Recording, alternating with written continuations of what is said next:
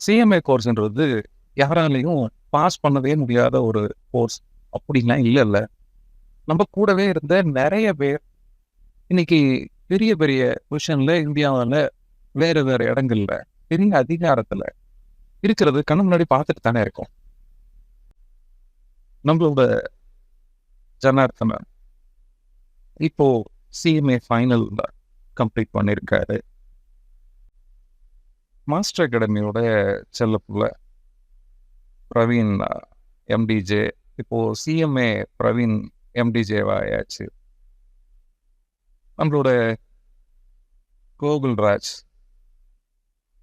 நம்மளோட லோகேஷ் கண்ணன், இன்னும் எத்தனை பேர் தான் செய்ய முடியும்னு அவங்களுக்கு ப்ரூவ் பண்ணணும்.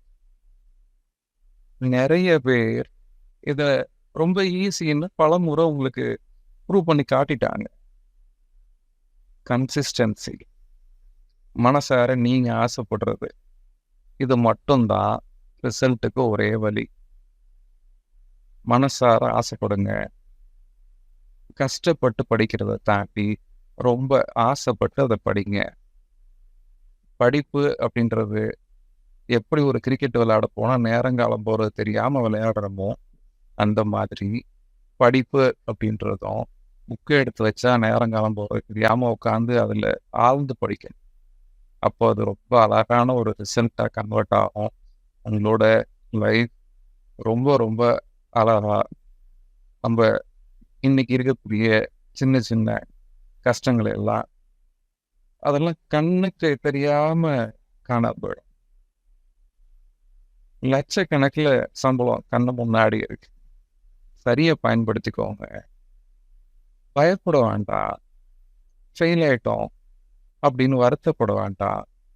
இது ஒன்றும் ரொம்ப சாதாரண ஒரு விஷயம் கிடையாது. ஒரு பெரிய ஒரு ஸ்டெப் எடுத்து வைக்கும்போது அது அந்த எக்ஸாமை பற்றின ஒரு புரிதல் வர்றதுக்கே நமக்கு கொஞ்சம் டைம் எடுக்கும். சில நேரத்தில் ஃபெயிலியர்ஸ் வர்றது சகஜம்தான். அதுக்காக நம்ம மனசோட உட்காந்து என்ன ஆக போகுது, இன்னும் 100 நாள் இருக்கு எக்ஸாம். இன்னைக்கு தொடங்கினா கூட எவ்வளவோ நம்மளால சாதிக்க முடியும். என்ன தப்பு பண்ணோம் அப்படின்னு யோசிங்க. இந்த தடவை ஏன் ஃபெயில் ஆனோன்னு யோசிங்க. அதுல இருந்து மைண்டு வர்றதுக்கு என்ன பண்ணணும்னு யோசிங்க. இது ஒண்ணுதான் நீங்க பெரிய அளவுல எல்லாருக்கும் ஒரு உதாரணமா உங்களோட வாழ்க்கையில அடுத்த கட்டத்துக்கு போறதுக்கு இருக்கக்கூடிய ஒரே வழி.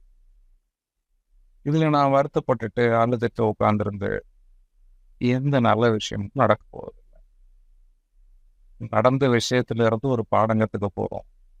அதை இனிமே அடக்காம பார்த்துக்க போறோம். அடுத்து வரக்கூடிய நாட்களை சரியா பயன்படுத்துங்க. வாழ்க்கை ரொம்பவே அழகா இருக்க போகுது.